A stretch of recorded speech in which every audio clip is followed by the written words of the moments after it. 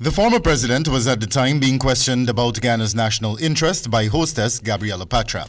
It is my view that there should be a Department of Defense, which is as part of what was then the Ministry of the Presidency, which comes under the President himself and which helps to do some of the spade work in defense. Granger posited that the country is bound to make mistakes with the acquisition of defense apparatus, for example, if it does not develop a strategic plan which will guide its national interest.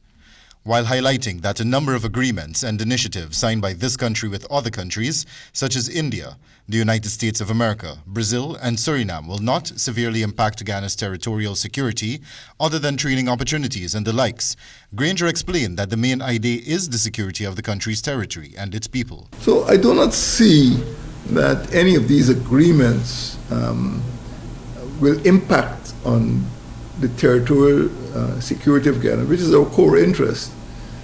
That is what it's all about. That is our main national interest. He further opined that initiatives and agreements undertaken between Ghana and especially the United States, for example, serves in the best interest of that country, as its leaders are more concerned about securing its borders and curbing the practice of smuggling, especially in the form of illicit drugs.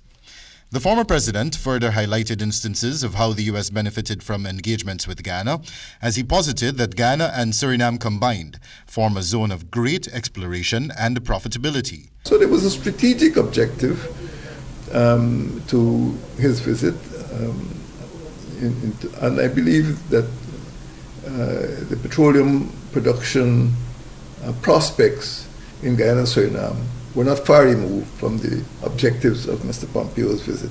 During the course of the 2020 general and regional elections, while the APNU AFC was still in office, the United States unsuccessfully requested permission from the David Granger administration to set up a medium wave frequency in the northwestern district of the country, which was to be used to transmit content from the United States to Venezuela through Guyana.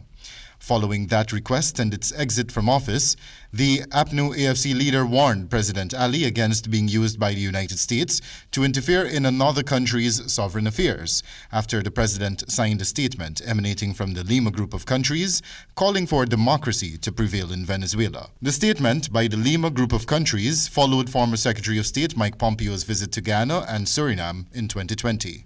Granger therefore suggested that all the training opportunities and the likes afforded to this country should be consolidated to form a holistic policy for the defense of the country and its people, and that this should be done through the establishment of a Department of Defense. All of these agreements, training and shipwrighter and the agreement with France, all of these have to be integrated into a holistic policy. Reporting for the HGP Nightly News, Wendell Badri.